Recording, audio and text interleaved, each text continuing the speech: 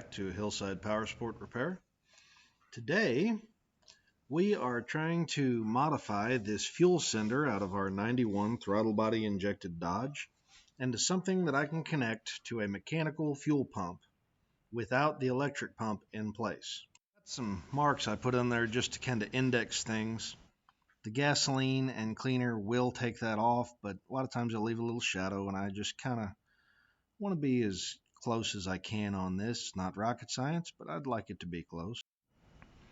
So we're going to make some marks, and I've got one of the plugs that came out of it and kind of a rough shape in mind on what we're going to do, and I'm going to drill a hole in that plug and run a pipe through it. First thing we're do the bending, and it came out fairly close, not perfect. Any little angle at the top when you're doing this, when you mount the top to the sender, is going to hugely affect the position at the bottom. But going through, doing that.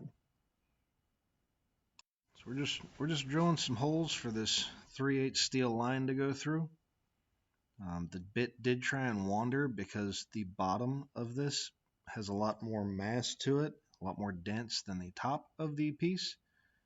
And it's just hard to keep all this in place without breaking anything. Like I said, this isn't rocket science. Now, it didn't quite fit perfect, but it was pretty close. And I want it to be where the line is actually setting against the standoffs that are underneath the cover of that cap. Getting some more index marks together here. And you can see I got some washers. We're going to figure out what washers fit where. And then we're going to do some TIG welding and try and get this thing together. I find that carb cleaner works great to kind of lube the rubber bushings on this kind of stuff. I know most people would say oil, but it's not the best for this piece. Run out to the truck and get a rough idea as to where the depth needs to fall for this piece of line. Purists are saying, no, you cut a hole in the truck. The bed's fairly rough. You can see there's rust hole in the upper left-hand corner. There's more of those in the truck. I'm going to give maybe 3/4 inch to an inch off the bottom of the tank. That way, if I were to smack something with that plastic tank, it come up and hit the line, it won't necessarily ruin everything. Come back and we're gonna get some washers welded up and onto this steel line, because I want a welded joint from the washers to the steel line. Not worried about having a liquid or airtight seal from the washer to the line. That's a lot of heat to put in that line. I'll seal all that up with a 2-part epoxy, but I want a good mechanical joint so it holds everything together. But first, the washers. A couple of 3/8 washers, and we're just going to go through and kind of fusion weld all this together, meaning there is no filler. I'm just welding this by melting the two pieces together with the TIG torch. I thought about printing an adapter for this assembly. I thought about turning something on the metal lathe. I think this is good for what we're doing right now. I do have another sender to modify, where if I decided to make an all-new piece, but for now I really just need to get the truck on the road, and doing this seemed to fit the bill. Now again, this is not precision. I'm not necessarily building hot rods. I'm showing you how I chose to fix something on my truck, which happens to be a shop truck, which I mostly just need to work, not necessarily be a show winner. So we're going through, get all that pretty much tigged up and ready to go on that line. Again, this is not the most precision thing, but the important part here, even though I'm getting these washers stuck on here, is that this is going to be a functional machine. Kind of like working on a tractor. Probably not going to put it in a concours restoration type thing, but we are going to put it to work. You can kind of see the angle we got. You can see the washer on it, where I've kind of slid it down a little bit. And the final iteration, not using that first batch of washers that was on there, but just using the washers and the large washer that's on there. And that's what's going to end up sealed to the plug that goes on the top of the sending unit. And I'm good with that. This will all fit down in there. And I'm pretty happy with it as far as it seems pretty mechanically sound.